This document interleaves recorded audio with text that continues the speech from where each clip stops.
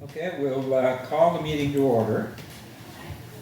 And I guess this is our regular, back regular schedule for our second Tuesday and the last Tuesday of the month, but summer's over. So anyway, so we have an agenda. Is there anything that anybody wants to add or delete? If not, a motion to approve. So moved. Moved and seconded. All in favor? Aye. Not minded. Any conflict of interest? Declaration from anybody?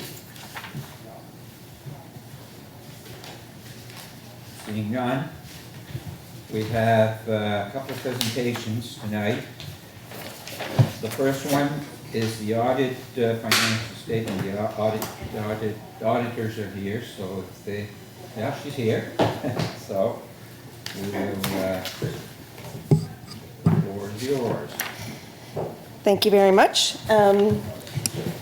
So we met with your audit committee and we've gone over these financial statements in detail, and we also went over what we consider to be the non-consolidated financial statements, which are unaudited but prepared internally and consolidated as part of this final report. And so we also went over our report to the audit committee, which just describes what went on during the audit and any findings that we had. So we've had those discussions already with your audit committee. So we're going to go over now the consolidated financial statements. So these bring into play the operations of the municipality of the District of Argyll, which include the capital fund, the operating fund, and all the reserves. And also it brings in your proportionate share of the organizations that you share joint control with. So that would be the Yarmouth Area Industrial Commission, the Yarmouth International Airport Corporation, the Yarmouth County Solid Waste Management Authority, and the Yarmouth and Acadian Shores Tourism Association. So you share control with the municipality of Yarmouth and the town of Yarmouth. And so we bring in these financial statements, your proportionate share of those operations. So I'm going to go right directly to page 1. And this is our independent auditor's report. So it is a clean audit opinion. We didn't find anything while we conducted our audit this year which would cause us to have to modify our audit report. So it opens with our opinion. And so these are the financial statements dated March 31st, 2020.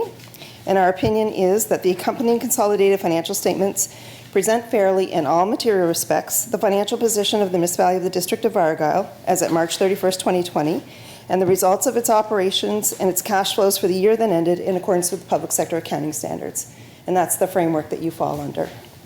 So that is our opinion. It comes first. In terms of the basis for our opinion, we have to follow Canadian auditing standards when we perform your audit to make sure that we've consistently applied our audit approach. Then the next section is on the responsibilities of management. And so really, management's responsibility is to prepare these financial statements in accordance with public sector accounting standards. They're also assigned responsibility to develop a system of internal controls that they feel is appropriate in the circumstances to make sure that your financial data is accumulated properly throughout the year. Management also has to look to the future and to make sure that your organization has the ability to continue to generate revenue to pay off your liabilities, and they have to make a conclusion on that. And then those charged with governance, which is basically your audit committee and you as council, are responsible for overseeing the processes that are in place by management. On the top of page 2, this section is the responsibilities of us as your auditors. And so our objective is to make sure that we can obtain what we call reasonable assurance that the financial statements are free of material misstatement. So that's our goal when we go through the processes, when we go through the accounting balances, is we want to be able to say that these financial statements are free of material misstatement. And so reasonable assurance is a high level of assurance, but it's not 100% guarantee that there couldn't still be an error in the financial statements. Those tend to happen when there could be fraud in an organization. So it has happened in the past, and so we have to make sure that you understand that there is still a risk here. But in terms of the things that we do to make sure that we're as comfortable as we can be, is we have to look at where are the areas of highest risk in your organization, and that's where we're going to focus our audit efforts. We're going to be making sure that we're looking at most of the transactions in those areas. We have to make sure that we have an understanding of your internal control processes. We don't audit them, it's not a requirement, but we have to understand them so that we know what processes management has in place and that the financial data has been accumulated throughout the year in a proper manner. We look at your accounting policies. First, we want to make sure that they're in accordance with public sector accounting standards, so they're acceptable. And secondly, that the policies that you have in place are the ones that you're actually following. We also have to make our assessment on whether or not we agree with management's assessment of that going concern. Then we evaluate the overall presentation of the financial statements. And lastly, because there are 4 organizations that you consolidate within these operations, we have to make sure that we're comfortable that the information that we've consolidated into these financial statements is appropriate in the circumstances. And then we are required to meet with those charged with governance, which is your audit committee, to have that discussion. And then they are dated today, hopefully the day that council will approve these financial statements. Page 3 is a management responsibility page. I'm not going to go over that, but that, in accordance with public sector accounting standards, your management also have to sign off on these financial statements that they take responsibility in writing for the financial data that's included in here. So page 4 is the consolidated statement of operations. So these are your revenues and your expenditures for the year. And you can see that you have your budget as the first column, your actual for 2020, and your actual for 2019. And you'll notice that your budget may look different than what you've seen in the past, because we have to take the budget that you set for rate setting purposes, basically cash flow, and we have to translate it into a public sector accounting standards budget. And we have to include the budgets from each one of the subsidiary operations as well. So it does include all of the operations of the Municipality of Argyle as well as their proportionate share. So in terms of the budget, you had set originally $8,078,437, and you came in at $8,059,759. So you're about $18,000 less than your budget, which is pretty good on an $8 million budget to be that close. There are a couple areas you can see that are a little bit different from your budget. The first one is other revenue from own sources. Your target had originally been $1.3 million, and you came in at $1.5 million. So that includes all the other revenue from your subsidiaries, and each one of their operations did a little bit better this year. So they generated more revenue this year than they did in the past. As well, the Municipality of Argyle generated a little additional revenue this year too. A couple of areas were in an insurance recovery that you had, as well as an increase in revenue from unsightly premises. Then when we look a little bit further down, you can see that conditional transfers from federal and provincial governments. You had originally set a budget at $1,019,773, and you came in at $716,000. The main difference for that was you had planned, and you're going to see it on the expense side too, to give $200,000 to the town of Yarmouth for the ferry terminal project, but it wasn't far enough along that you were able to actually make that payment. And so you would have taken that money out of your reserves that you already had. That's where the money would have come from in the revenue. When you compare it to your prior year, you can see that it's gone up by $365,000 in the revenue. And you can see the top line is in the taxes. So your revenue is $209,000 higher than the prior year. And so there's a couple, pardon me, there's a couple of things in there. So your D-transfer tax, which is a really hard item to budget, and you never know for sure what's going to happen, was actually higher this year, as well as your tax revenues because of assessments going up. And then in conditional transfers from federal and provincial governments, you spent a little bit more this year than you did last year. So those are your revenues. In terms of your expenditures, you're a little bit under budget. You can see $324,000 from the prior year, or so from the budget to actual, and that's the $200,000 for the ferry terminal. On the actual side, your expenditures are up $421,000 over the prior year. So there's a couple of things in there too. In your general and government services, you had an addition of salaries, so you have a couple new positions. Thank you, sorry. I'm getting filled up.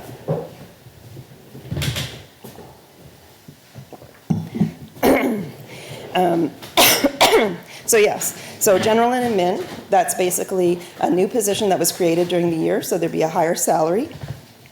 Then in protective services, you can see up $135,000. So you have a new building inspector position as well, and then you spent more money on training.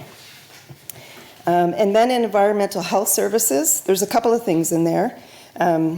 You had some damage done to one of your buildings at the pumping station, as well as there was additional repairs done to the sewer. So basically what that does is at the end of the day, your annual surplus before the undernoted is $530,000 this year. So it's very consistent with the prior year. But you can see that it is up over budget because your revenues are a little bit higher, just a little bit lower than the budget, but your expenses were quite a bit lower than your budget. Last year, you also had a gain on disposal of tangible capital assets. So last year, that was your share of the land that was sold in the Industrial Commission.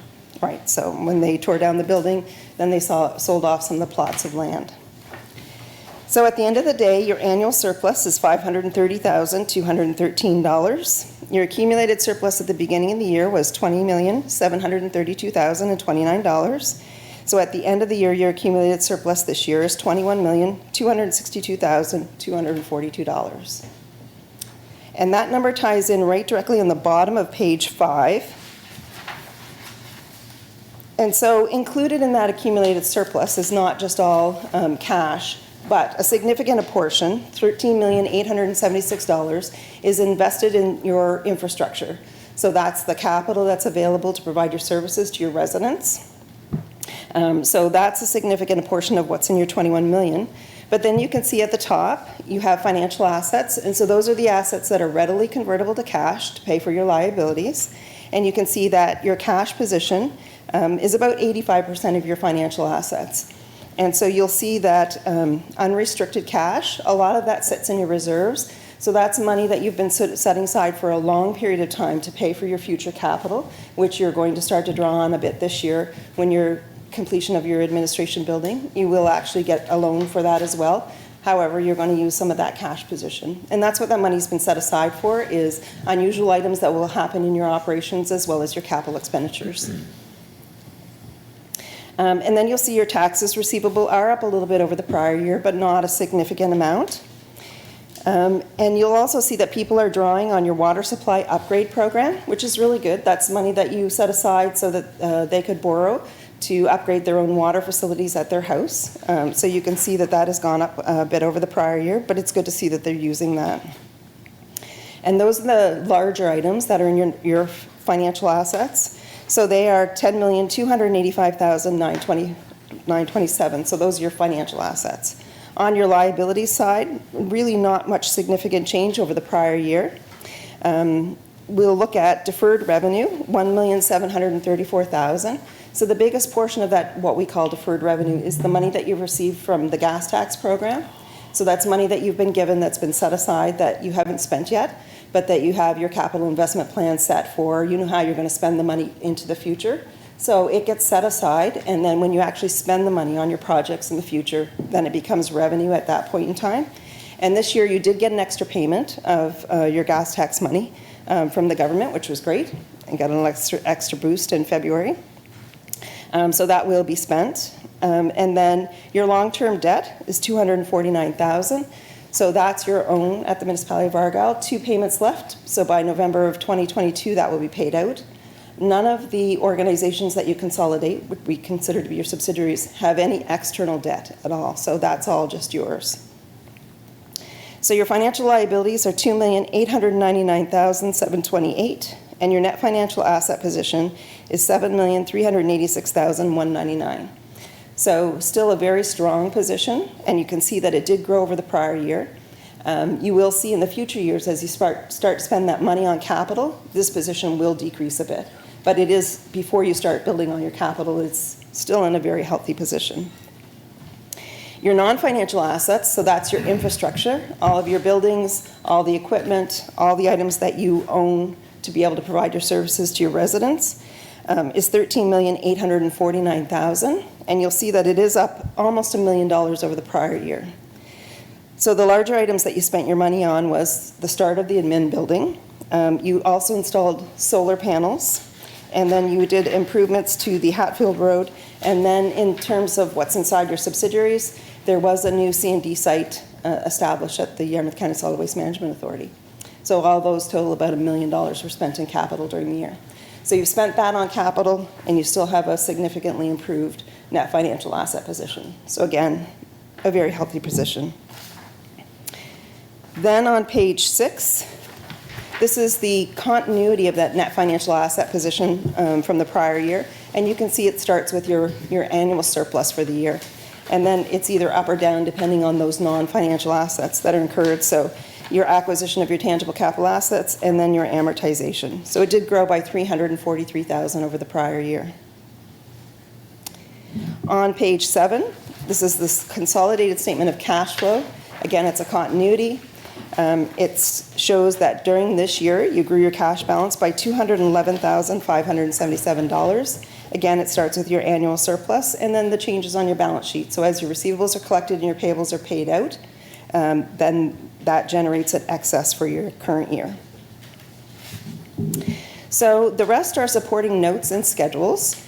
There were no changes in your internal accounting policies over the prior year. As well, there were no changes in the public sector accounting standards that made you have to change your balances on these financial statements or the way that you do the accounting for them.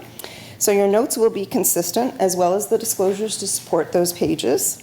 So I'm just going to refer to a new note that's been included this year, and it is the subsequent event note, and it is on page 26.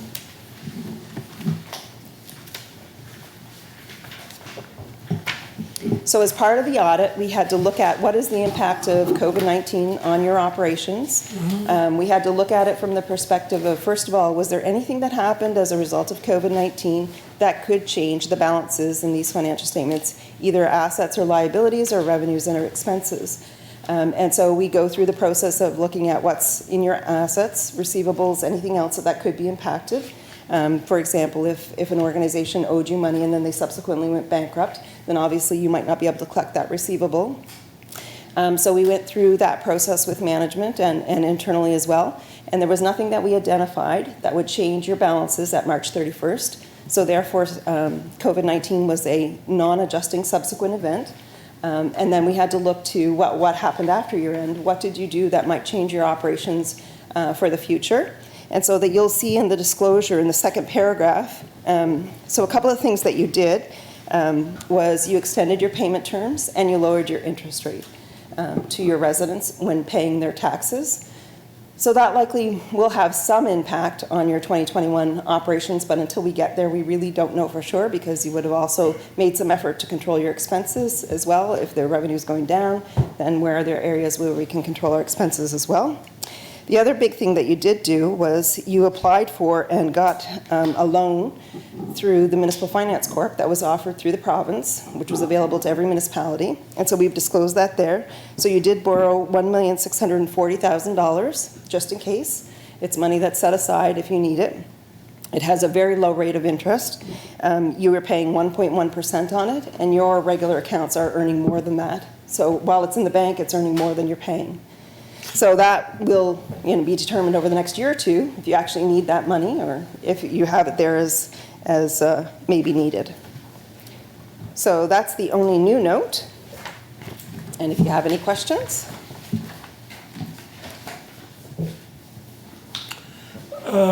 Gloria, on the extra revenue which was unsightly, Yeah. a bit of extra revenue there, would that be a receivable? Put on as a I know it's a revenue, but you can put that on your receivable. Did you check if it was collectible? Or you didn't go that far? No. Yes. We do a subsequent test on all your receivables, Yes. but that one actually didn't come up because everything's a random sample. Yeah. But I didn't see that one specifically. Do you know, has it been collected?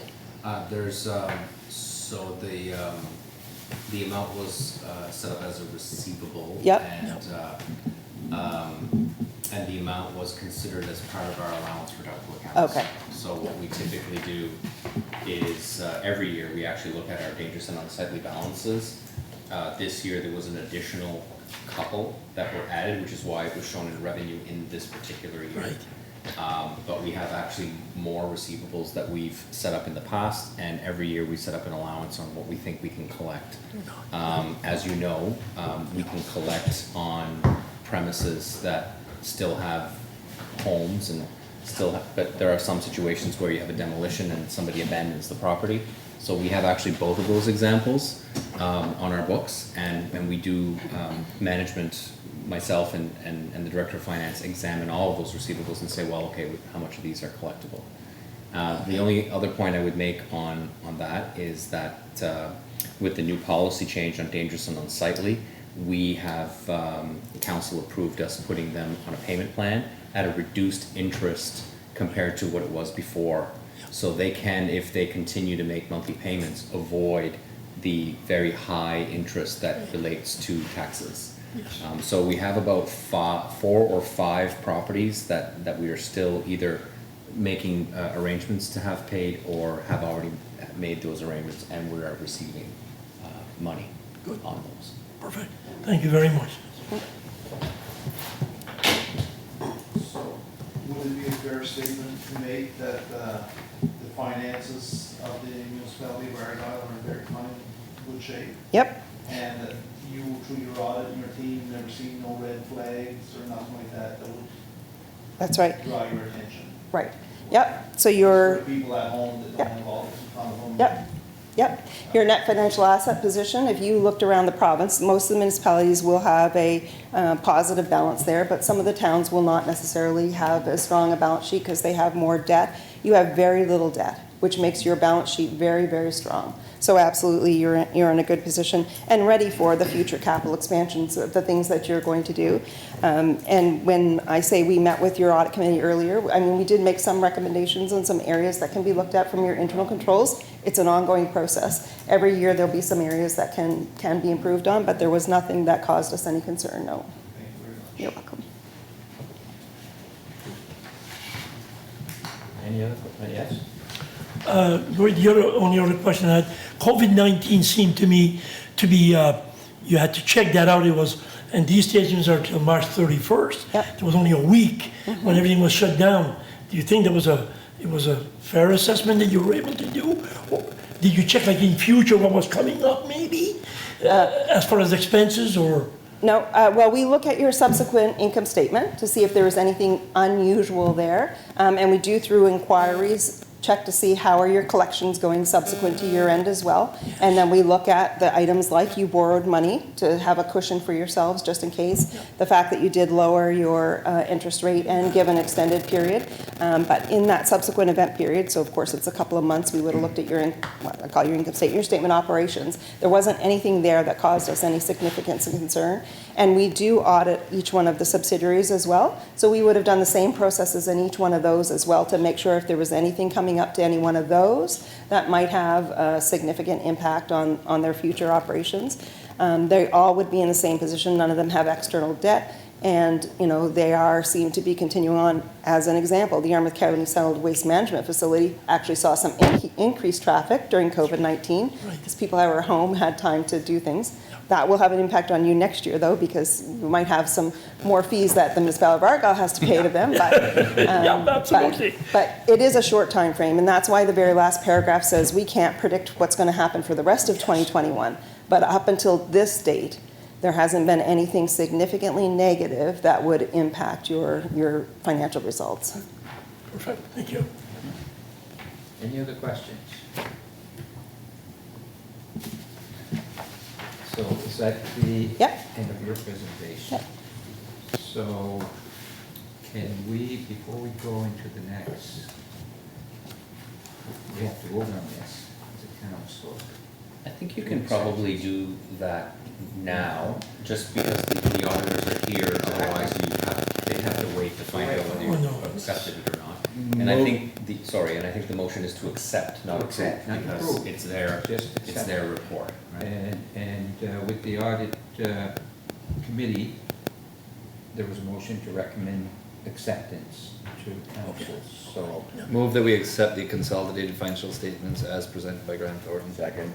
Moved and seconded. Any comments or Question? questions? Question called. All in favor, signify by saying aye. Aye. Great. Thank you very much. Sure. Thank you, Gloria.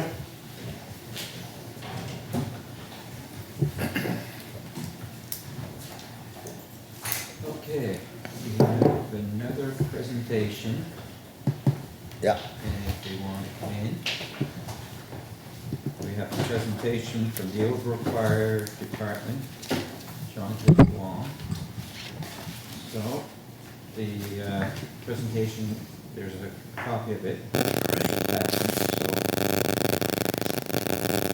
Mr. LeBlanc, you have the floor. Hi, thank you for having me. So, as many of you probably know, we did lose one of our fire trucks back in January. We've been in a long process of trying to get a replacement for it, and that's what we're going to talk about tonight, I guess.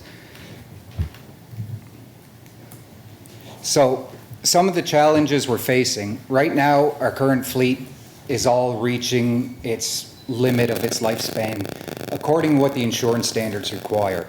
So insurance dictates that any trucks that are responding to the scenes first be 20 years or under, and any secondary responding vehicles be 25 years or under. So what that means is when you call your insurance company trying to get your house insurance, and they ask you how far you are from the fire hall, if that fire hall, if the vehicles don't meet that standard that they're setting, they don't consider that a viable working fire department. So currently, our fleet only has one apparatus that meets that standard. Our tanker has 4 years left on it as a primary responding vehicle. The rest of our vehicles are 34, 32 years old, and one that we're currently waiting to replace. The other issue that we are facing as a department is our number one concern has to be our new fire hall. Our existing building is just not going to last long enough without replacement. So any extra money we have coming in, any fundraising, it all has to go to that. So we don't have any extra money to put towards a truck. But what this has provided us with is a very unique opportunity. We will be receiving a check for full replacement value from the insurance. Our insurance provides full replacement value up to 25 years old. This truck was 21 years old when it was in the accident. So, you know, that's presented something very opportunistic for us. And as I had said before, our entire fleet, basically to meet this standard, would need to be replaced within the next 4 years, and please forgive the typo in the presentation, to meet that standard. So what we're hoping to do is to take two of those vehicles, the one that was written off, as well as our rescue truck, combine them into one and make that purchase now. So this gives us a greatly reduced cost to buy one more expensive vehicle than it would to be two separate vehicles. All of the same features of those two vehicles, except for one, have been put into this one. The only thing we could not include was the front suction of the engine. And the reason we didn't is because by the way the trucks are built these days, they could not make it the same efficient, effective way we had it on engine 3. So instead we went to a less costly version of it, and we added a length of hard suction and a swivel fitting so we can go to the front or the back of the truck. It allows us more versatility when arriving on a scene as far as scene setup. There's 4 extra items on this truck that we did not have previously. One is a front hose line, which for any small grass fires or wildland fires, vehicle fires, trash fires, it's much more versatile, much quicker to react, and saves us a lot of time. One other thing is a backup camera, which the size of the trucks are only getting bigger. It's just for added safety. We'll now have air conditioning in our passenger compartment that we didn't have before, but that was just because it came with the heating system. It's a combination system. And the only other thing we were adding is an increase in size to our cascade system. So what our cascade system is, it's the system we use to fill our air bottles for our breathing air. Our old system was capable of handling 3,600 PSI. The new system we're looking at, we want to increase that to 6,000. Reason being, Most apartments in the area are starting to switch to 4,500 PSI air bottles on their backs, and we did not have the ability to fill them. So it's not a huge drastic cost, it's just a matter of increasing the bottle sizes so that they're a little bit thicker and they can handle the extra pressure. So, and as I said before, you know, this could present a significant significant savings to the ratepayers as over time, as we'd only be purchasing one truck now as opposed to two throughout the next few years. It also would present another opportunity for another fire department to gain a rescue. I know it is out of date, but that's currently what we're working with. I know I can only speak for my department, but we are trying to improve our standards and meet the standards that are required. But, you know, for now, it's still a good working truck. We've had a few issues with it that we've been working on, but we've got it back up to par and working well.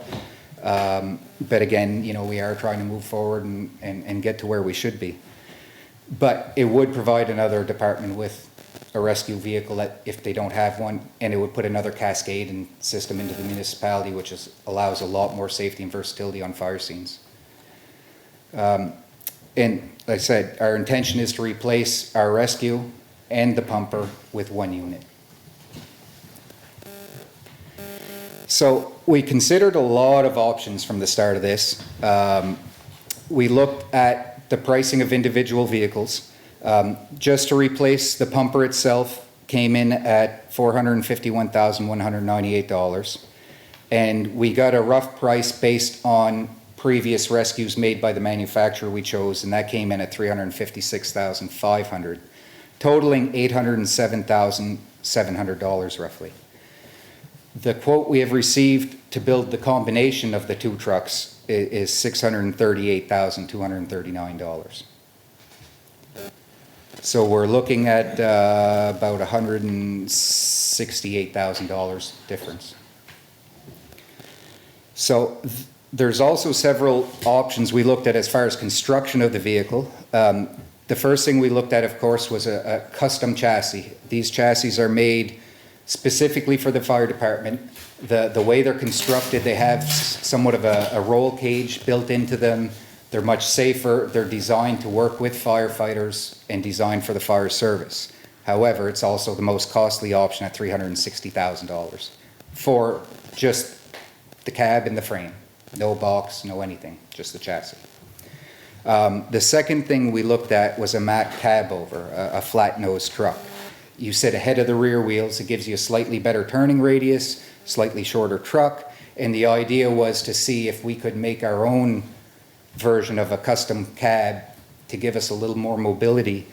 And that came in at just shy of $180,000. So we priced up a conventional chassis like you would see on any dump truck or oil truck or anything like that, coming in at $148,790. And we determined, you know, the $52,000 extra for the cab over didn't really justify the slightly shorter version of the truck or the extra turning capability. We sent the proposal out to 8 manufacturers originally. The original proposals went out to 8 and we received 4 back. And that was strictly a proposal to replace the pumper that we lost to get our information from insurance.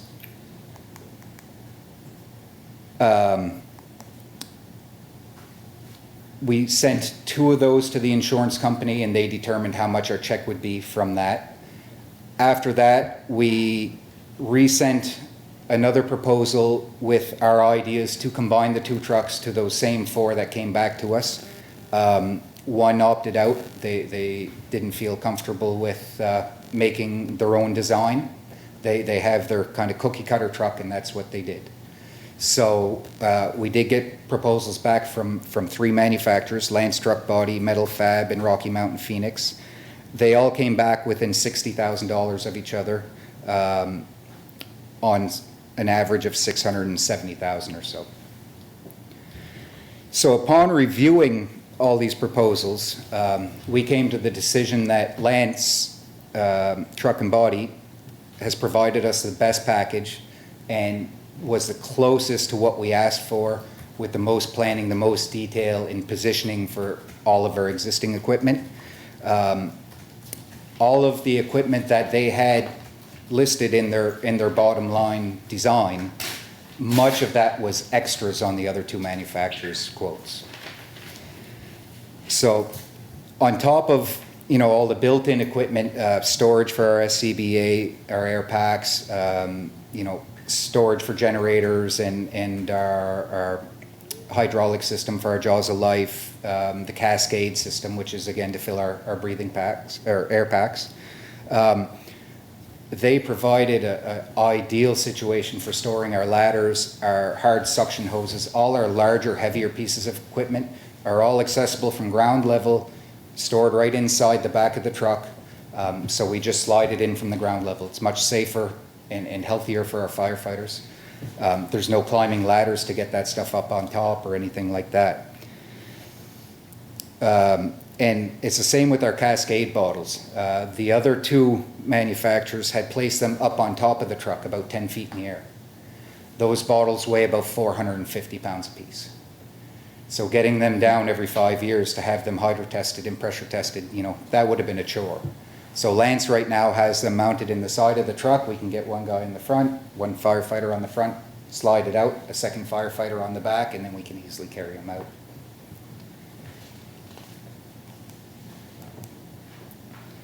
So some of the benefits of replacing the two trucks with one would be lower expenses. Insurance costs will be less, fuel costs, maintenance costs. Our first due truck, meaning the first truck to leave the hall and go to the scene, will be fully equipped to deal with almost every situation. Two items of note is car accidents. Typically, we would roll the rescue or the pumper. The rescue shows up and it has jaws of life, but it has no water. So if there's a fire or a fuel leak or anything like that, we don't have the protection we need to get in there to fight the fire or to do the extrication. And the other way around, if we roll with the pumper first and we don't have the jaws of life, we might need to cut somebody out. And it's the same with fire suppression for any structure fires or anything like that. Our rescue has our cascade system to refill our air bottles. It has our chainsaws, it has any power tools, ventilation fans, all of that. So now they'd all be combined on one truck, arriving at the scene at one time and make things much safer for everybody. It also allows for less vehicle congestion on a scene. A lot of houses in a lot of areas now have very small yards or driveways, or if you get into, you know, cottage country especially. So one less vehicle makes a big difference as far as our scene setup. It ensures more equipment arrives to the scene more quickly, notably for weekday calls. We're all volunteers, we all have full-time jobs. Getting firefighters or drivers there in the weekday can be very difficult. So, you know, if there's one less truck to bring, it gives us a little more versatility that way. And again, you know, less cost overall to the ratepayers throughout the years. We're looking at $638,200 as opposed to $807,000. So in conclusion, our circumstances of requiring the new fire hall and having to replace the fleet at the same time has put us in a very difficult position. And it's by no fault of anyone before me or any of the hard work done through the years. It's just this stuff takes time, and it's becoming more and more prevalent that we have to meet these standards every day. So we've been presented a very unique opportunity to replace these two apparatus in the same time and only requiring the funding for approximately 50% of one of the extra vehicles. Much time, planning, and discussion between the truck committee members and fire truck manufacturers has occurred during this time to complete the presentation and the design of the truck we've brought today. Again, it covers everything we had before except for one item which we've had a workaround for. And upon reviewing our proposals, we've come to the conclusion that Lance Truck and Body has presented the most complete and suitable design, and also happens to be the one that came in at the lowest cost. So what we are looking for, the Eelbrook and District Fire Department would like to request financial assistance from the municipality of the District of Argyle in the amount of $241,383.37 to aid us in our goal of purchasing a new pumper rescue in order to replace 2 pieces of firefighting apparatus. And the way we came up with that number is the total cost of the truck, less the check we will get from insurance, which is $396,211.13.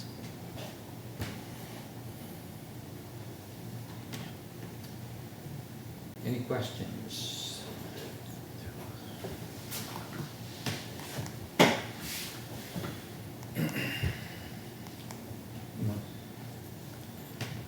Okay.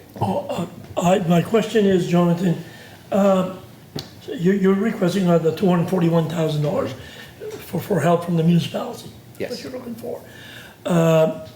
With the fire hall that you're planning to build, Mm-hmm. and now a truck, is there any increase you can put on that? It's not the tax rate, what's it called? Our again? area rate? Area rate, Our area rate is set for another 3 years, yes. so. And it's probably quite maxed, I'm not saying maxed out, but it's. We are at 12.75% Yes, right yeah. now. So It there's is hot. hardly any room for you to go Yeah. there, right? Yeah. And again, any extra monies that we can incur, really at this point, need to go to that fire hall. Not a question, not a question. It's a very bold attempt to try to fix this problem, your unique situation with a fire hall and Yes. this, and certainly understand what you're trying to do there. Makes a lot of sense. And we feel, in the long run, or I guess this is the best short-term solution for us by far as the next few years, because even though we need to start replacing some of our vehicles, we just aren't going to have the ability for quite a few years until we have that fire hall paid off. Yeah. Thank you. Any other questions? If there's no, Yeah, I was just gonna ask one, but, so that would be, and I understand, I think, that you will be combining 2 trucks in one. by Correct. doing this. Yes. So you're getting the full cost, replacement cost of one truck. Yes. If you were to go with just one truck and not replace. Right, So the extra is to combine 2. correct. So, I guess you're depending on funding from here. What happens if council decided not to fund? Then we will just replace the truck that was in the accident. Yes, Yeah. yeah. Because- We will be receiving money from the insurance to do that, Anyway, yes, so, yeah, okay. that's what would happen. Yeah, probably just administrative questions. So the price, the cost of new apparatus through Lance, is that inclusive of HST? Yes, it is.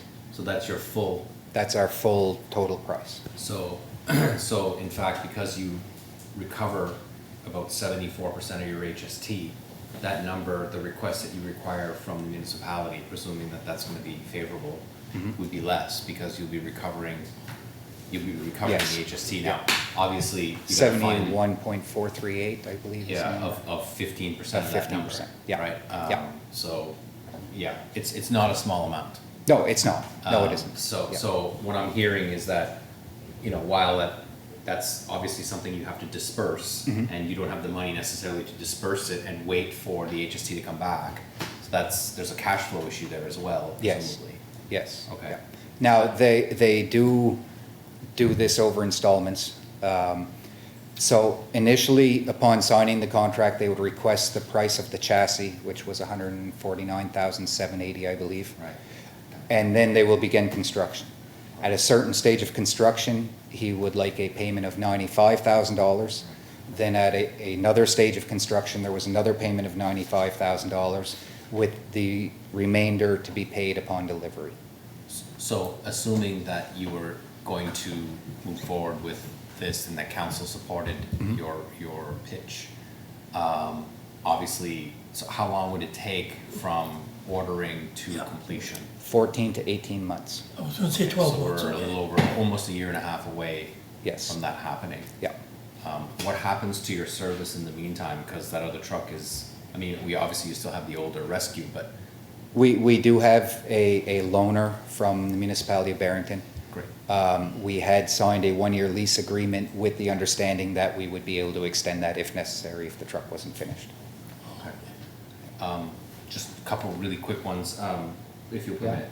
Yeah. So one is, so how did you select the truck suppliers? Like you obviously know who builds these trucks. We made a list of everyone we could possibly think of. Yeah. And it was either 8 or 10 that we originally sent a request for pricing to. And we got responses from 4 of them. So we continued to work with those 4. That's really comprehensive. There's very few people that would go to 8. Yeah, yeah. That's And very decent. so the 3 prices that we have here are from, Lance is from Port Williams, up in the valley. Metal Fab is from New Brunswick. That's right. And Rocky Mountain Phoenix, that provided us with the quote, is based out of Bridgewater. However, they bring in Rosenbauer trucks from the US. Lance is they're very capable. They make very, very nice trucks. Yeah. Yeah, they do. So who would gain, so again, assuming a positive result, who would gain your rescue? Do you have somebody in mind inside the municipality? When we received it from Yarmouth, the process we went through was we wrote a letter explaining why we would like it, how it would benefit us, and it went out to the Yarmouth County Mutual Aid Association. We were then selected to be the ones to receive it, gave them the dollar, and that's how we received it. So I can only assume that, you know, I can't speak for all my members, it would have to be something decided by the members, but I can only assume that we would do the same process again. And it would be, you're not looking, because you got it for $1, you're not looking to No. charge for that because that would Yeah, be. yeah, we just give it, give it for $1 again type of deal to do the transfer. There's people out there that need. There is, yeah. There is. Amiro's Hill, when we received that one from Yarmouth, That's right. which that is an 88, we gave our 86 to Amiro's Hill, Yeah. you know, Theirs so, was yeah, at the end. yeah. So, I promise, all right. but it's all financial. No, asshole. We haven't had a staff, we will be assessing this for you, right? So, so by injecting 242,000 into the purchase to make that decision would save the ratepayer 168,000, because that would be a rate that you would not tack on to the end of the project or borrow an additional 200, for instance, Right. because you, in theory, you could do that, right? You could borrow an additional amount from the bank during your construction. Obviously, your rate, your area rate would be insufficient to fund it all, but in theory, Yes. you could do that. And by doing that, what you're doing is you're front loading the cost and solving what I'm presuming to be all of your fleet issues. So like if you did this. Not all. Okay. Not all. It would remove one of the over 30-year-old vehicles from service. Yeah. And we would still have engine 2, which is 34 years old. That's our truck we use primarily for wildfires, which has been, wildland fires, sorry, which has been very busy this year. So that truck is still 34 years old, I believe. It's also a 10-speed Ruxel with a gas carbureted engine with a manual choke. You know, which is fine for many of us, but our members aren't professional drivers. So some guys or girls can jump in there, no problem, and drive it. Some can't, you know. So that's still an issue. Now, our tanker, as I said, in 4 years, should be being demoted to a secondary responding vehicle. If at that time we are able to replace our tanker, the intention would be to move the tanker down to be the wildland fire vehicle. And we'd still have 5 years before that needs to be replaced to meet insurance standards. So after you, if again, presuming successful here, you still have some equipment or truck, yeah, at least one truck that One you're that gonna have to does not meet replace. standards whatsoever, yeah, and another one that's got 4 years left, according to these insurance standards. And by insurance standards, you mean after the 25 years is expired? 20 years for primary responding and 25 for secondary. Okay, thank you. I- Thank you, Mr. Chair. That brought up Yes. a question. So insurance rates, we'll use $1,000 insurance for somebody. What makes the difference in their premium versus If there's a categories that you're speaking of? basically, if our entire fleet, or if our fleet didn't meet those standards, if we didn't have any trucks newer than 25 years old, let's say, then they consider that there is no fire department there. Okay. And your insurance goes up significantly. Yeah, I couldn't tell you what kind of percentage, but I know it is significant. Because Quinn had talked about that too. That was one of their reasons.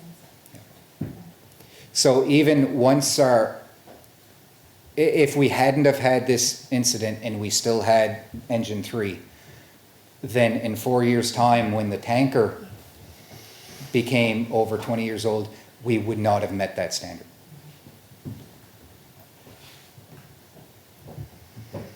Thank you. How long are these prices valid for? 30 days from the time of receipt, and then it would only vary depending on the Canadian dollar, because the chassis are based on American dollars. Any other questions? Okay, thanks. So there's $100,000 in HST that would be coming back roughly. If you look at 638,000, you're probably looking close to 90 some odd thousand.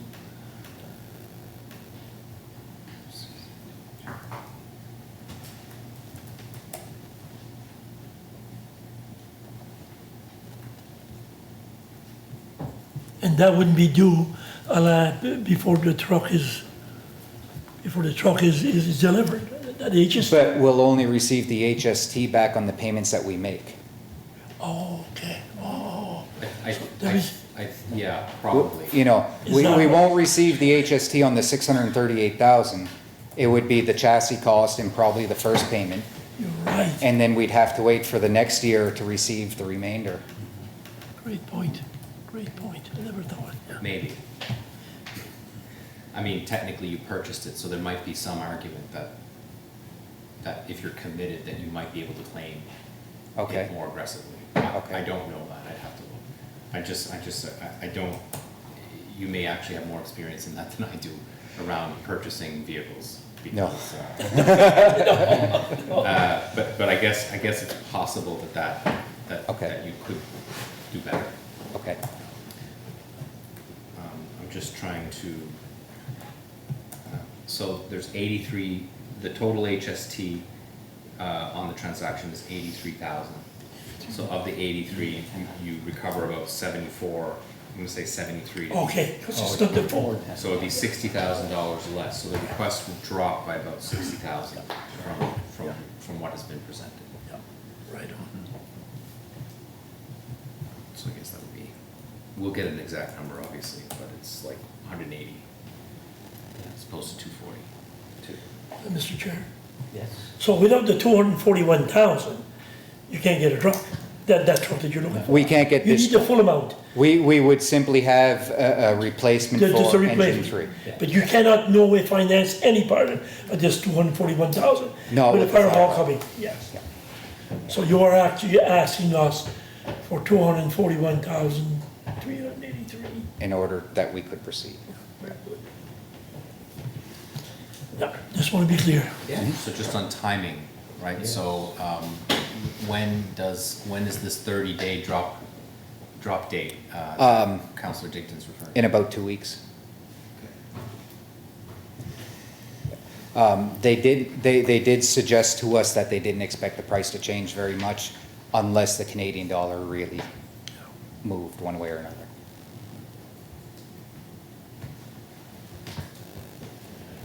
We can hope it goes up. Well, I guess as far as the presentation, we still have to discuss this. I don't think that we can make a decision just right now, or, I need staff myself to have another look at the numbers and that. Yeah. Prefer. I certainly would appreciate the opportunity to present you some course. options. Yeah. If, Yeah. you know, because there's more than one I way would like that. to solve this issue. Skin a cat. Oh, for sure. And, Yeah. So we do have a policy in place, as you're aware, around fleet replacement. So I'd like to pull that out and take a look at that and take a look at what's possible there Yep. and you know, whether it's a grant or loan, and there's options available there, so. Yeah. I prefer if it's Well, your call. exactly, I'm not ready to make. Makes I'm not sense, ready- or no? I'm not ready to make a Makes decision. sense. We It's have a to big know a little decision more. and Exactly. Yeah. And what are you doing for the other departments? If you know, a loan is one thing, a grant's another. Yeah, that's right. So we'll certainly bring that back to this council, recognizing that we're now in an election mode. You know, it's possible that a decision would be difficult for the council to make. I'd have to look at that and what the rules and regulations And are. that's another We thing. can't likely legally make one right now, can we? Well, if it was budgeted, I'd have no issue with it, but it would be an unbudgeted Oh, request. okay, right. So, I'd have to look into, I won't say that you cannot make the decision. I would say that I'd have to look into it to make sure that I understand, you know, on your behalf, what you're capable of doing in this period of time. Great, well, Right. So, and whether you're comfortable or not, that's a whole other, I'll let you know whether legislatively you're okay. But, you have to be comfortable to make that decision as well. Okay. Okay, thank you very much. Thank you. Good Thank you. presentation. And I don't know, I was told maybe you would like an update on the fire hall process as well. Yes, it's on our agenda, but go ahead. Okay, yeah, well, we can make it brief. We have received our preliminary set of plans from the architects. They are still fairly vague as far as specifics to electrical, mechanical, that side of things. We are working on making a few major changes. We had requested ICF construction, but they sent in a framing plan for wood framing. So we're working on that. One of the reasons they suggested wood framing was they felt that it would be much too costly to meet post-disaster standards with ICF construction. And I what's did- ICF? Insulated concrete forms. So it's basically styrofoam blocks that are stacked and interconnected, and then you pour concrete in the side of it. Very good. So a wood frame construction typically has 125 to 150 year life expectancy. Once you go to ICF, you're looking at more of a 200 to 250 range. So that and the immense savings in energy efficiency and costs there are the two things that really drew us to it. So the efficiency is through the roof compared to any type of traditional construction. Yeah. So we're still working with the architects to kind of iron that out. I know the post-disaster status has been brought to your attention, so we did send in a form to ACOA to consider grants from ACOA. They did call me last week and told me they have denied our application. So at this point, it doesn't look like we'll be able to access any federal funding, and the province has not shown any support towards, any financial support towards the fire service, aside from a $20,000 grant every 3 years, which is not applicable to fire halls or fire trucks. Aside from that, you know, Colton has done very well for us. He's written letters to ministers and everything else, and they just keep coming back, telling us to try the emergency provider fund, which is that fund I spoke of that does not apply. So the chances of getting any provincial funding appear to be slim as well. I have found 3 community culture and heritage grants I'm currently investigating, as well as 3 recreation grants that we're investigating. That hopefully something can come out of, but I'm still in the process of looking into that. Price-wise? I think they totaled out to about 220,000 if we were to get all 6. Yeah. Which, you know, realistically, we know that's a slim chance. Yeah. Price for the fire hall? Currently, the architects and the project manager have priced it at $2.8 million. So I have spoken to some general contractors and briefly looked at the plans. And they've kind of looked at projects they've done in the past based on square footage costs from the contractor end. And they all feel that price is very high. I do realize there is a lot more costs involving, you know, engineering and architecture and soft costs, but $1 million sounds like a lot to me. Most of the generals are coming back telling me they expect it to be between 1.6 and 1.8, just with a very quick look at the plans based on previous projects. But we won't know until we go to tender. And the price of everything goes, Yeah. it's going price. And that's one other thing I think that may benefit us with ICF. The price of wood and lumber right now since COVID has tripled. The only wood and lumber we're gonna have is our roof trusses and our sheeting on our roof and our interior partitions. Everything else is concrete and styrofoam. So I'm hoping that will be of benefit, or not benefit, but we won't see that huge increase as much as we would have otherwise. So the other thing we're preparing to do right now is to put out the tender to have the well drilled or dug, whichever it turns out to be, most likely drilled, because we do intend to put a fill station for the public during times of drought. We intend to put 2 washing machine hookups in there for people to do laundry. We will have showers accessible to the public. So we do hopefully are able to find a good well. Yeah. So we're preparing to put that tender out now. We're just kind of rewording it a little bit. The original one was kind of vague, but hopefully that will be out soon. Good. Thank you very much. Thank you very much for your time. Thank you, Jonathan.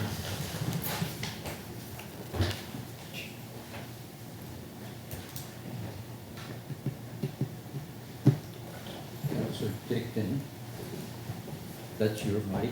You may want to bring it back to your table.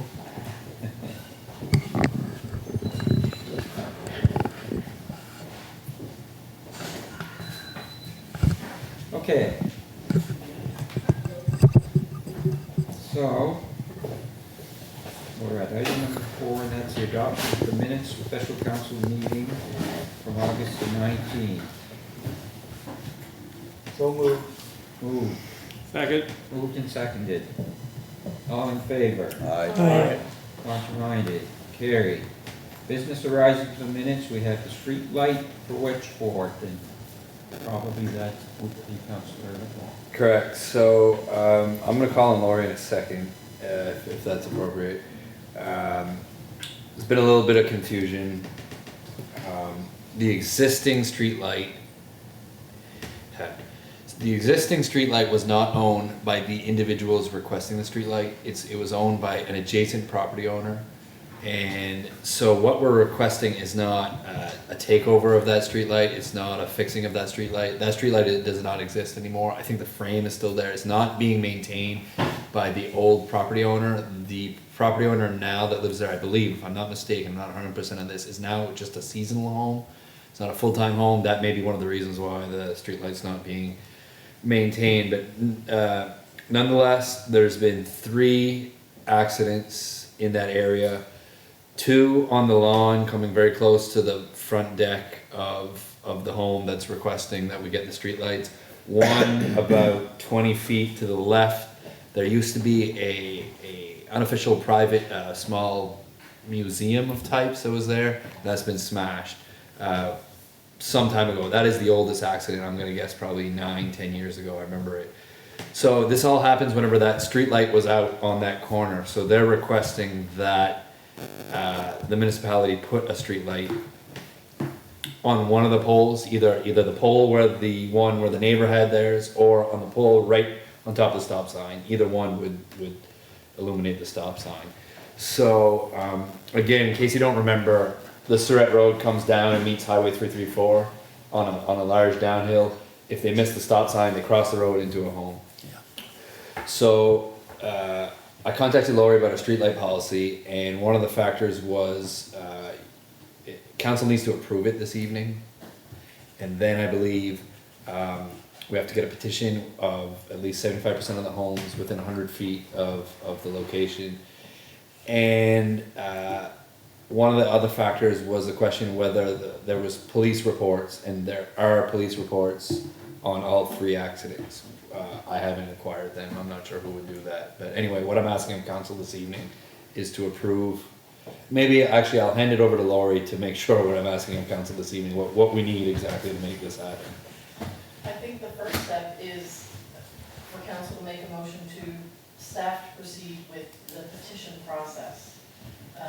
Contacting the residents that are within a 100-foot radius and 75% of those being on the petition. The petition is up to the resident who submitted, Yes. yeah. So I guess I will make a motion that we instruct staff to move forward with the petition process to get a streetlight on the corner of Surratt Road and Highway 334. I'll second it. Go. Okay, it's been moved and seconded. Any questions or comments? Question. Question called. All in favor? Aye. Contrarian it? Carried. So that'll start the process. Thank you. Next item is councilors' reports. I don't know if anybody has any report that they want to bring up. First time I've been out of the house since March. That's a good report.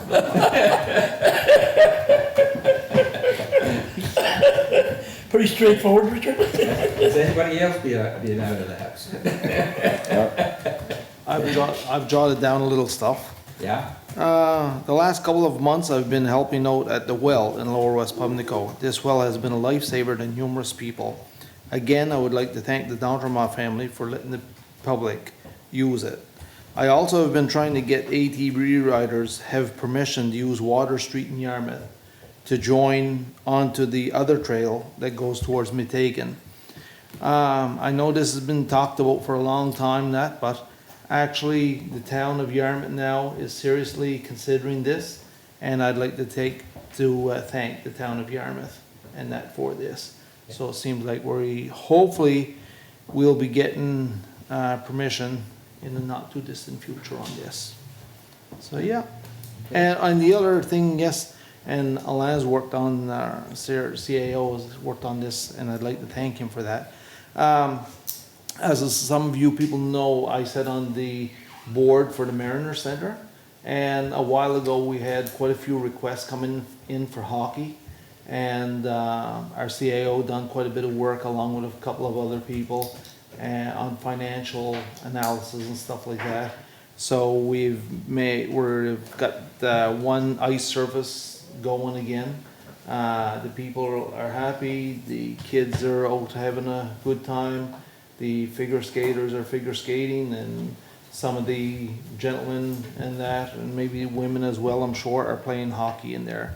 So the only thing I'd like to do is thank the employees of the Mariner Center for all the extra work they are doing to ensure COVID regulations are being followed, because it is a lot on them, but things seem to be working okay, so I'd like to thank our CAO for that as well, for the work that he's done in that part.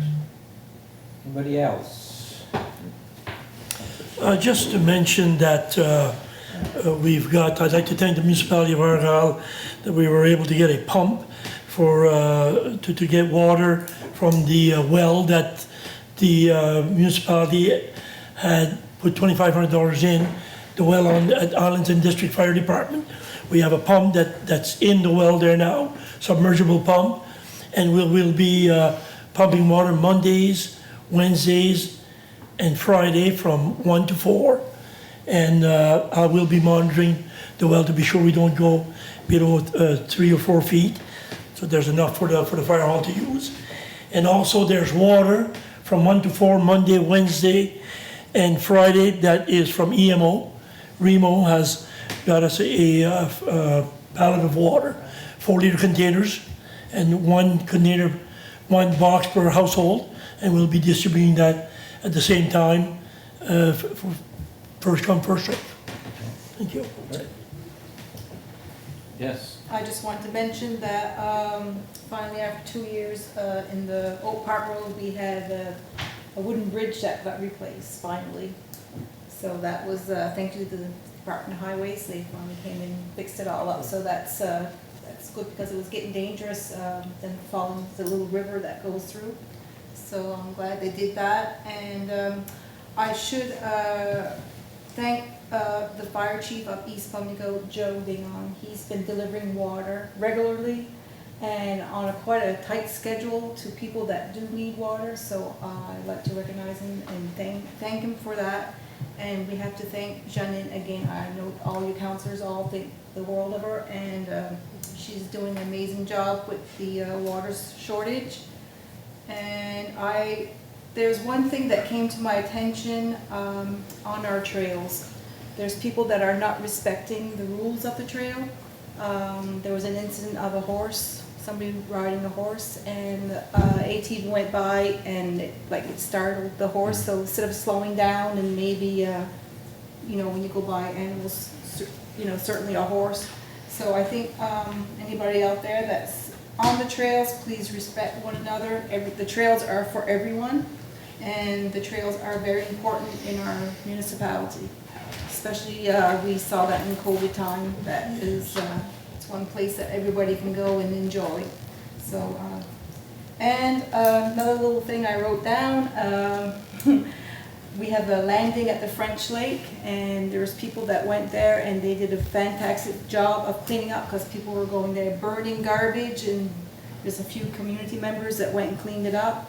And he sent me a picture. Somebody went there, dug it off, went with their wheelers or vehicles, I don't know what, dug off all the sand that they had put there, spun around. So I don't know. He's discouraged because every time they clean up, somebody else goes in there. So I don't know if there's anything that we can help them. The municipality did put signs up to no dumping and whatsoever. So I guess that's all I have to say. Okay, good. Yeah, I'd just like to thank our CAO and staff and all of council for working so hard on this, on the great news that we got on September 1st for the internet. Oh, yeah. That is coming down in all our areas.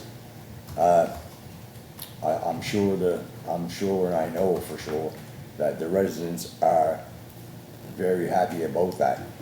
So I want to thank our CEO and his staff and all of council for working so hard on this. Thank you. Just an update on the Pumlico Point Trail. Volunteers, the committee members, and volunteers from the community fixed what we call the western peninsula. It's on the western side. Fixed a lot of the drainage pipes that had erosion and all that. So and smoothing it out. Put shale, put gravel. Then took a roller and packed it all nice and tight. So now it's nice again to walk on the western one. Always a good core of volunteers with between four-wheelers and dump trucks or trailers to dump, and tractors and mini excavators being donated, and it's always a pleasure to go and work with those guys. It's always a job well done, and usually a lot of fun. So thanks to all the volunteers. I don't know what mic I'm supposed to use. Should I squeeze? Just wanted to mention that we had several meetings seem to keep going this summer. I find sometimes summer quiets down, but with Zoom, I found that meetings kept going this summer, and we had quite a few, our doctor recruitment meetings kept going, and we are making headway. We're seeing more and more gains. I know you don't always hear a lot of it because it's confidential, because there's contracts, those types of things, but we are seeing more and more gains.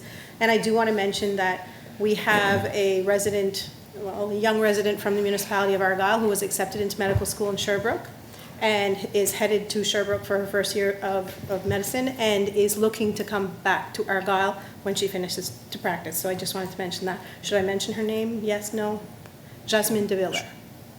from Rockville Okay. Point. Oh, the wrong one, yes.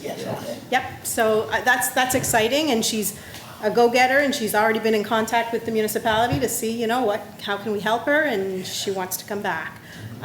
Also, we've had meetings with Nikhil throughout the summer too. They've really struggled with COVID, obviously, and visits and inside visits and how to proceed with that, so we've kind of kept on top of that this summer too. And we met with the Eelbrook Fire Department, but you heard the update today. Thank you. The only other thing I would like to say, as far as what Councillor Murphy said about the internet and the announcement that was made, over the last 4 years, sitting around this table, we've all talked about it. We've had people come in and talk to us about it.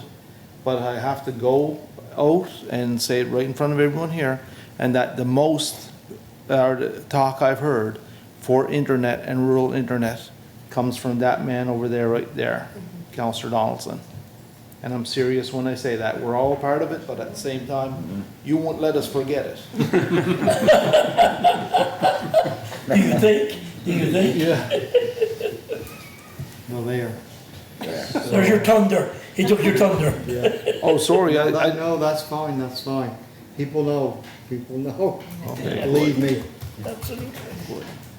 So, other councillor, the warden's report, I don't have a written report. Come on. You've been in the house since, Uh-huh. you've been in the house since March? I didn't have a book. I was gonna say, You have a book. Yeah. you had 4 months to work on it.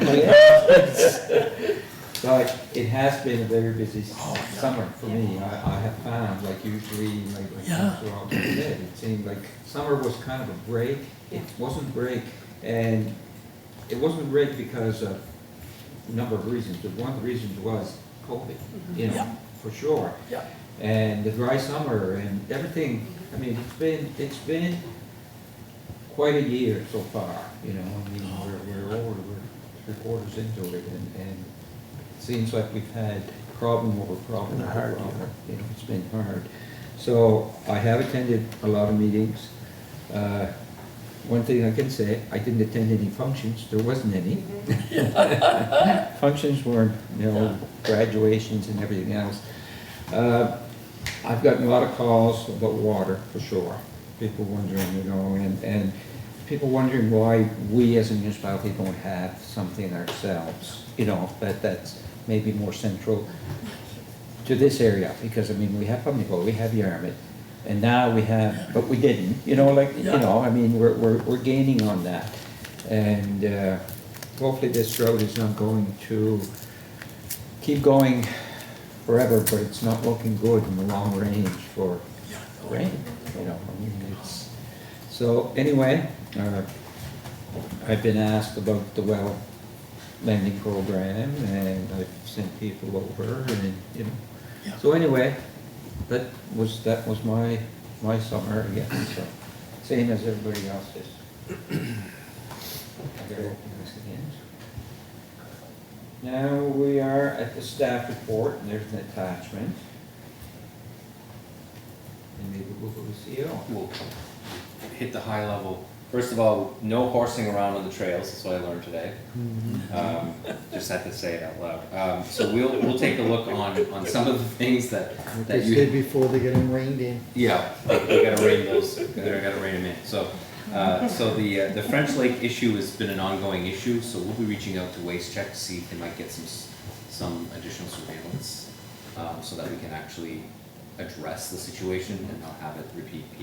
So I made a note of that just for your information. I want to, in thanking people, I'd like to start at the rural internet and say that the Western Wren played such a critical role in the way that we communicated with our internet service provider, and in particular Evan Nemeth, who was the lead on that. So I just wanted to say that out loud, because the Western Wren has really stepped up on that file, and we didn't get funding the first round, and it makes sense why. I mean, you got to bring it from somewhere, so somebody has to get it first. But we understood that, and we we stood together as a region. So it was a really good example of how we actually probably got a better project at a better price by working together. So just municipal admin building, just an update. It is going up. A lot of people are seeing that. We're getting all sorts of different comments about it. We spent about, in the report it says 575, but I think it's actually closer to 605 that we've paid to the contractor thus far for the work, for the progress being done. That's of course just construction. That doesn't include any sort of soft costs or professional fees. The exterior colors, most of them have been recommended and brought to staff for consideration. These conversations around colors, they could just go forever because it doesn't matter what you pick, it's wrong. So we decided to go with 84 colors, and so we figure one of them might work. That's only partially true. So, but it is multicolored in some ways to try to make the building pop, because otherwise, really, the building is not architecturally complicated, right? It's actually kind of basic. Our first round of the building, you could have painted it all black. It would have been, wow, what a gorgeous piece of architectural art, but we couldn't. That was obviously outside of our pocketbook. So the architects have been pushing us really hard to be a little bit more dynamic on the colors, which pushes us outside of our comfort zone as staff and council, because we like, conservative, let's not anger everyone at once, maybe a little at a time, but so we'll see what happens. I mean, everybody's got an eye for that. So so pink, yeah, we did not go with pink. So Lickety Split has the monopoly on the color pink, and so we are going with a metal roof. That was one of the biggest change orders that we had, and it's a midnight black. It's a gorgeous color. So we're still working on some of that, and obviously the interior work is starting to shape up. We have pictures, which I neglected to share, but we have pictures of the interior as it was being constructed, and so we'll share that with council and staff.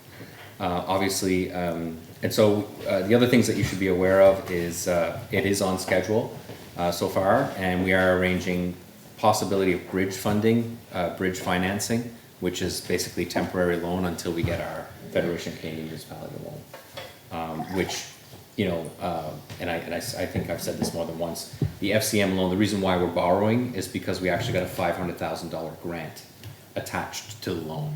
So some people are like, well, I thought you were gonna use reserves. We are. The reserves are gonna pay down the debt. So, but we couldn't say no to 500,000, 450,000. Nope. No. So that was a really good, that was a big success. Affordable and alternative housing kind of took a COVID dip, but it did allow us to take a look at our properties in Tuscany, make sure that the utilities are put in place and other things are put in place. Sometimes things get delayed for good reason. Now that we're in a drought, we're starting to think about, what do we actually want to do here? If we want to do a development and we want a development in the back of our Hatfield Court, should we be considering multiple artesian wells, drilled wells in that location to provide both the opportunity for those that are coming in to purchase to know they have water, and also to utilize it for emergency purposes. So sometimes things happen for a reason. So I'm not suggesting that's what we're gonna do, but I'm suggesting we're gonna look into what that looks like. And there may be some tremendous opportunities there, because I know from a development perspective, if you're doing multi-unit housing, you're gonna need water, right? And so we took the risk 2 years ago or 2.5 years ago with the Sea Cucumber property. We weren't sure whether there was water or quality water. We dug the well, we drilled the well ourselves, and we said to the eventual buyer, look, if the water is good, then we'll just charge you for that. But if the water is no good, then we took the risk, right? So as it turns out, the water was excellent. So it wasn't a risk at all. But those are the kinds of things that we may have to look into now and into the future. This water game has hit a completely different level. So we really need to take a look at everything that relates to that, including our dry hydrants. So again, our fire pond safety project was delayed with COVID and other reasons as well. So are we now thinking about, okay, so there's another opportunity potentially to take a look at, okay, are there any other opportunities? Are there any other ways that we can source water? because in dry season, our dry hydrants, in a lot of cases, go dry. So what else do we have, right? So it may take a little longer to solve the problem, but it might be a more comprehensive solution, okay? So I'll ask your forgiveness if things go a little slower than you'd like. But anyway, but those are the things we're trying to iron out as part of a project. Mariner Center expansion, very quickly. We've re-engaged our engineers to reduce the project size and scope. It was much too big. And so that work is being done by a subcommittee, a regional subcommittee, of which some of you are members. So the work is only really beginning there. And in terms of the YMCA and the bridging of service, that work is also in the beginning stages. So it is the town's intention, as you know, the town did purchase the old YMCA building. It's the town's intention to restore a level of service in the area. And of course, it is also your intention to support that, even if you don't own the building. So we set aside $50,000 this year in our budget for YMCA, well, I should say aquatic support. It wasn't specific to the YMCA. I don't know where that is this year in terms of where that's going to end up. But certainly the town is going to be, is leading the request to the province for funding and other matters. They're very motivated to move that. Very quickly, Airport Corporation, we just had the budget approved, so some of the capital projects were delayed. So that's heading into a direction. We've engaged the Town of Yarmouth engineer to help us with the projects. We just don't have the capacity to do all of the projects that we have on the go right now. So that would have been like runway crack repair. And we are, as the three councils agreed, they would extend the funding to the end of this fiscal, but they also asked the board to hire somebody to look at reducing operations. So our first meeting on that will occur on Thursday of this week with the other two CAOs as a starting point. Your LUB MPS, Land Use Bylaw Planning Strategy, is approved. It's official. The Industrial Commission recently had its year end, and while it's financially strong, it has some financial obligations that exceed the amount of money that's currently in the bank, so they'll be looking potentially for third-party funding to help support any sort of major infrastructure that they are looking at. I'm speaking specifically to the port assets and also to the water sprinkler on Water Street that was formerly the Domtex area. There's a work that needs to be done there. Very quickly, an update on the other capital projects. Certainly, we have the Public Works report speaks in detail of the East Pubnico, West Pubnico, and Wedgeport water and wastewater projects. That's about a $1.6 million endeavor between the three of them. $1 million for Wedgeport and about $350 for East and the rest for West Pubnico for dewatering. They are all underway now. So they're all in some form of stage of completion. Early stages, East Pubnico's already had a small upgrade. West Pubnico will go out for RFP in like days, if not hours. And Wedgeport, we're working on getting the 50 users to get that going. The construction in Wedgeport would likely happen in the spring, summer of next year. It won't necessarily occur at the fall, winter of this year. Como's Hill Wharf, there was a safety issue. We're working on that, but we've kind of barriered it up until we can get to it. We have a third Comfort Solar project in Wedgeport. That's putting solar panels on the Wedgeport Fire Hall. You would have approved that, what feels like a long time ago, but it will be installed this year. And I mentioned access to sustainable water systems is a project that is really coming up.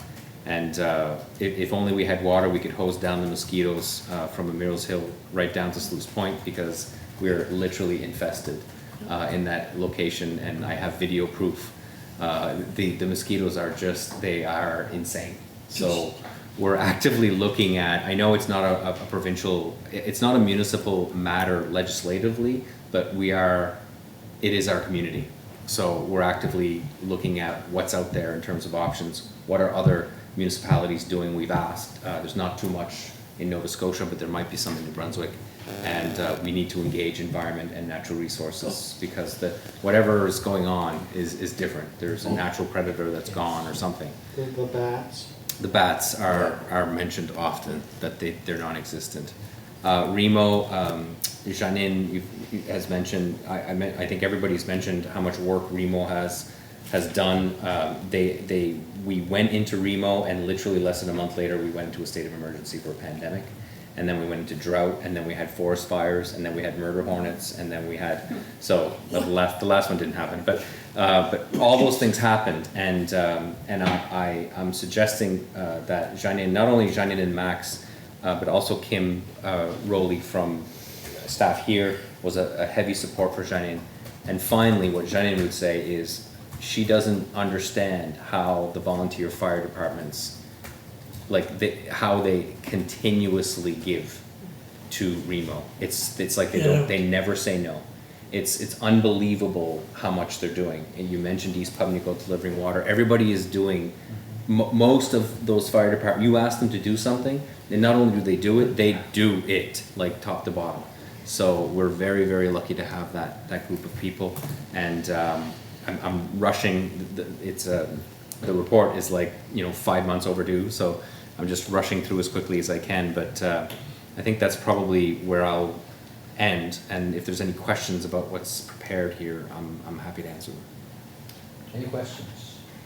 Just one very quick one. When will there be a detailed map of the internet placements in our municipality by civic number? And if there'll be any allowances, variances, because usually the first time through, everything's not perfect, they miss little lanes, small roads, is there gonna when will we know those answers? Because those are the questions I'm getting now. Right. Like the Green Grove Road, is the Green Grove Road included? The Camp Cove Wharf Road included, like that type of thing? I don't know when we'll get that map, but what I can assure you is once we get that information, we will be setting up our GIS tech to take a look at that information and align it with what we know about our own community. Okay. Right? Because the internet service provider knows a lot about the community, but we have little nooks and crannies that perhaps they haven't considered. And to answer your question on changes and adjustments, I suspect that that's possible. But if it's new line, additional line, that might be something that we'd have to consider separately as a municipality, whether or not that we would work with the internet service provider to, bring the icing on the cake in certain instances. It's too early to know for sure what that would look like, but I can assure you as soon as we get it, we'll make sure that you get it. But yeah, I'm just thinking, like all communities, especially West Pubnico, there's a lot of side roads and then side roads off the side roads. That's right. And so, I mean, it's gonna be very complicated to, eventually I'd like to see a map. I don't know what it may be. I saw a vehicle today down Como's Hill. It had a camera on top sticking up.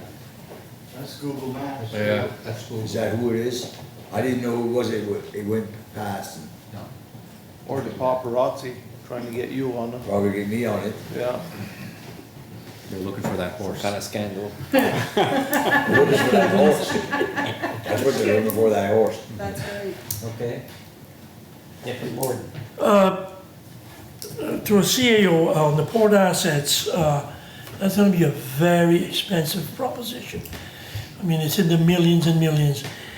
Do you see any way out for Argyle in participation legally? Like this big money there? And I mean, I know we're part of the Industrial Commission, but I can put this in, they're trying to set up a different board or a side board just to take care of the port assets.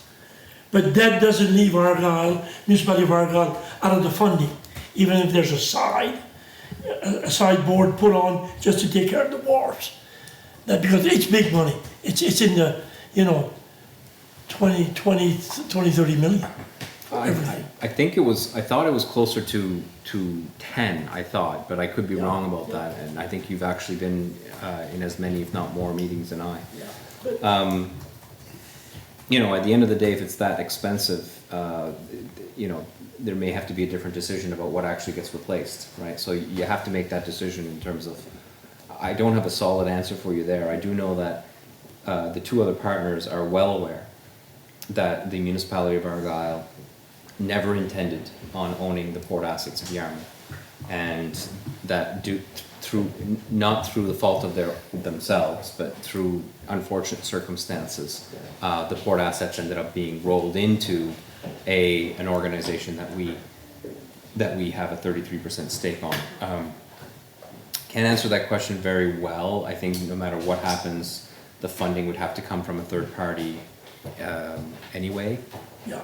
Yeah, to be able to tackle some of that work. Yeah. You know, it has to be a third party. Right, so there is revenue being generated by the Port Authority. It is. And so that revenue could be used to pay down debt. That way, our concern as a municipality is how much of our money would have to be put in that project. Well, if it's future revenues that will pay for that project, that's different. Yes, okay, I get you. Especially with the school building, you know, that's getting a lot of revenue because of the rent they're charging, and the school building or the school administration building, I guess you'd call it, that's on Water Street. Yes. That's all paid off, and we're gaining revenue. I don't know, Kathy, if it's $200,000 a year, we're getting revenue from rent.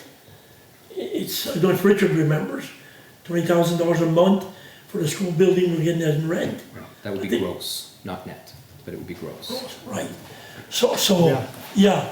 And as Richard Donaldson has said, our councillor, many times at these meetings, you know, nobody funds the wharfs in Argyle. Why should we be putting money in the wharfs in the town? That was a big beef that you've always had, Richard, which is a great point. I've always barked that bark, and it's gone up the wrong tree every time. Yeah, but for us to be putting money there, that's why I was questioning legally if we could get out or, anyhow, thank you. That's the next gate use. Yes, Councillor Don. Another question for the CEO, I guess just to make sure, I know you said it, but I just want to make sure I heard it right, was when you were talking about the water and wastewater projects, especially the one in West Pamlico, I take it's the West Pamlico, the sewer plant. Yes. So when is that going to tender, or? The tender may already have gone out. Okay. It is the tender is completed. I've provided my comments to our Public Works Director, so it will be days. It could be tomorrow where it'll be issued for tender.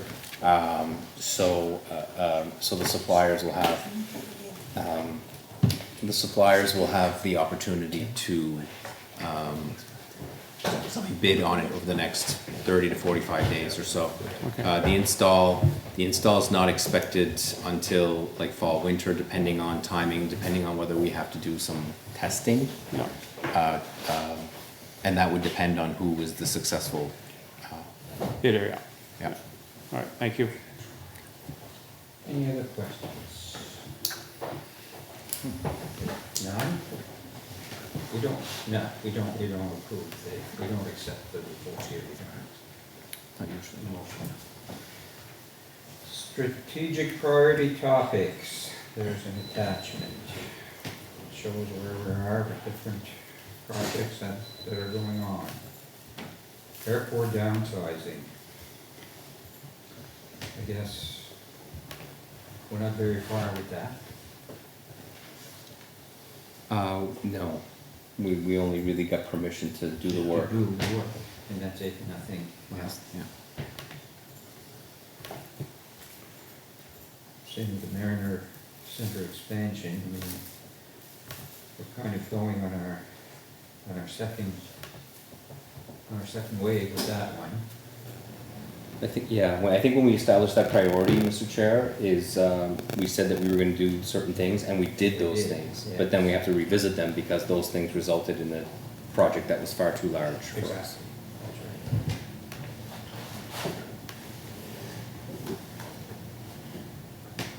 right. Alternative and affordable housing. Well, we've But the area, we have an area prepared, if we can get people interested in doing that.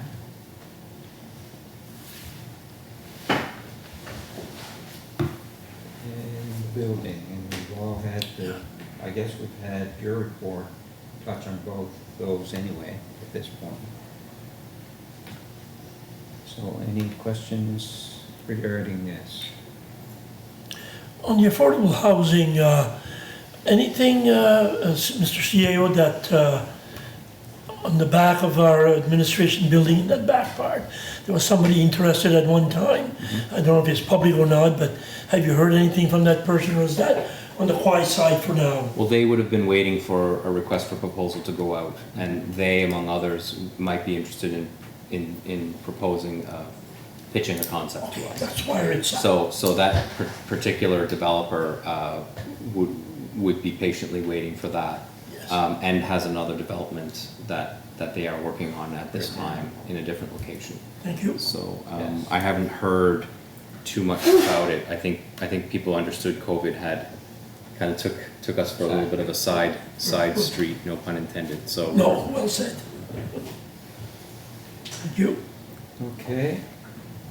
Letter of support for decision, letter of support, travel tax incentive. And that came from Yasta. And PI and New Brunswick have both developed and deployed travel tax incentives for their residents. Nova Scotia hasn't done it, but I guess what they're looking for is a letter of support from us to see, right to the government to see if they could do the same thing here. And so the decision here is for the letter of support for this. So move. Second. Moved and seconded. Any discussion? All in favor? Aye. Contrary-minded? Carried. The Western Counties Regional Library, and that has to do with the library, the location in West Pubnico. We all know that that location is not serving its function, it's, you know, as well as it could. I mean, it's an overbuilding and whatever, so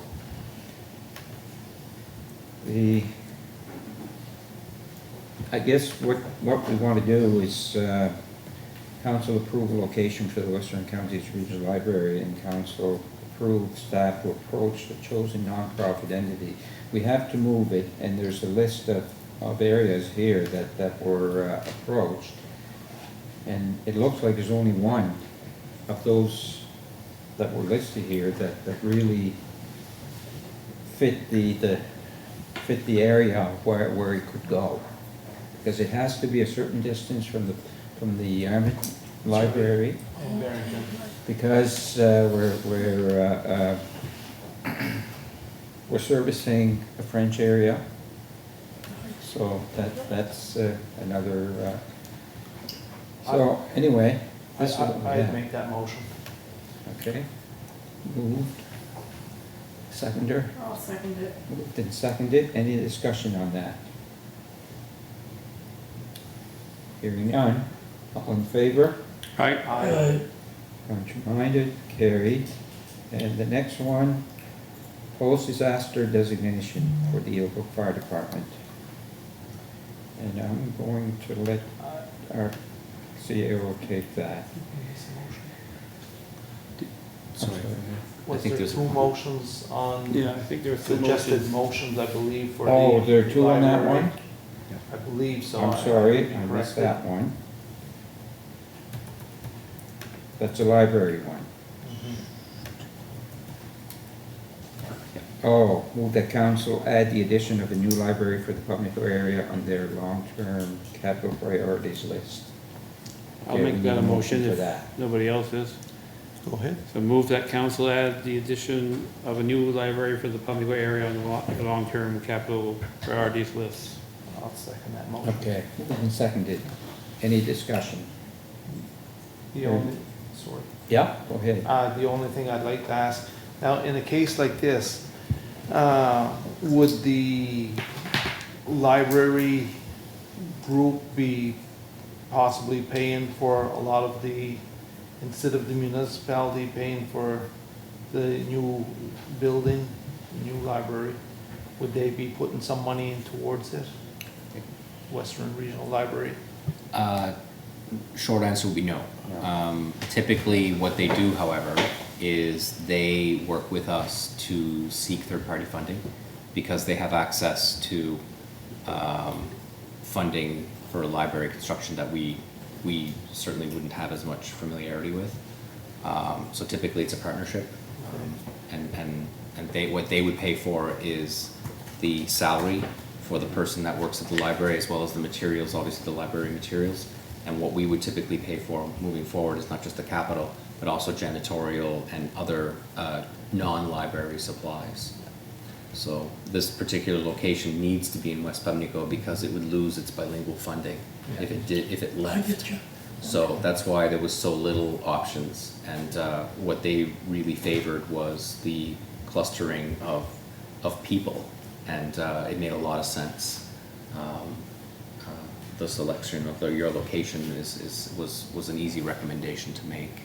And so I think that depending on when we get that funding will depend on when that project would be undertaken. So if it hits your long-term capital priorities list, usually what happens is we start working where the money is. And would they rent this building from us now so much a month, or give it us so much a month for rent, or? No.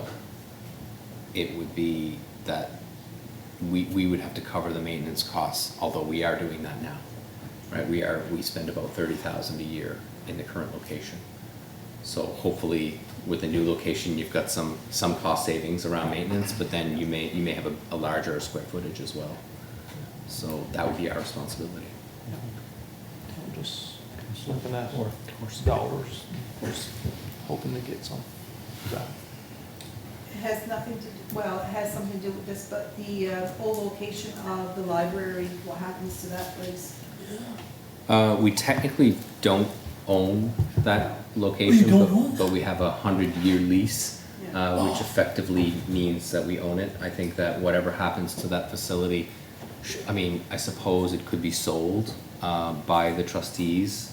I'm not sure how active the trustees are now. I'm not sure how practical that would be. Of course, demolition might be a possibility depending on its condition. And they would not have any funds to do that. So, or I say that might be a presumption, but I'm pretty sure that that's a presumption, accurate, because they don't have fundraisers or any other revenue coming in.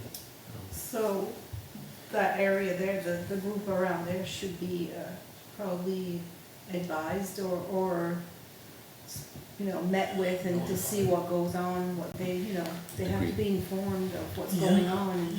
I mean, we did meet with them at one time, We did. and so, I mean, Time for them to get an update on where we are, for sure. yeah, that's right. Great point. Yeah. Okay, so there's a motion on the floor. All in favor? Aye. Contrary-minded? Carried. Now we go to the building, the fire hall.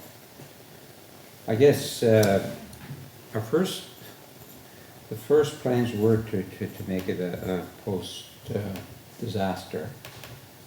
But I think we don't feel that there's any reason to have that as post-disaster. Built to that standard, which will make it a lot cheaper to build as well, so I don't know, with the prices that he gave us tonight, I don't know if that's still with the post-disaster or not. Probably is. I think so. I think that's Yeah. post-disaster. Yeah, Because they wouldn't have, no, that assumes, the assumption is that a fire station utilizes the building code for post-disaster. right, exactly. Only when council exempts that from the Okay. construction will it then impact the cost. So this will reduce the 2.8 million number that he Of referred course, to. yes, that's right, yes. I'd like to make the motion that the Eelbrook and area volunteer fire department be exempted from following the post-disaster code requirements of the National Building Code. I'll second it. Moved and seconded. Any discussion, questions? Hearing none, all in favor? Aye. Contrary-minded? Carried. The next one is, it's flexible work schedule. It's a policy. And this is here now for the first reading. So we just need a motion to approve the first reading? It's Yes. just, Yes. there's no motion There's no required. motion for that. This no. is a policy, so it's your notice period. Right. So you require 7 days No. notice. So Right. at your next meeting, you'll Next have meeting, we will. the I opportunity. think after 8 years, you know stuff like that. Doesn't happen every day. We don't do it every day. No, fair point. We've seen policies. So really, at this point, that's all it's there for, yeah. So we'll deal with that at the next meeting. Correspondence, municipal agreement of the Western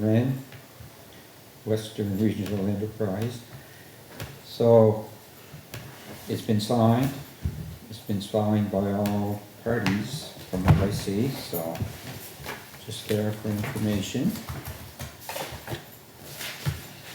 There's no financial requests. Any agenda topics for next meeting? A notice of motion by councillors. Question period. Did anything come through? Some comments. Suggestions for fire trucks from another volunteer fireman. This Okay. is good. Support for get the best rig, money doesn't matter. You know, get the new trucks on the road.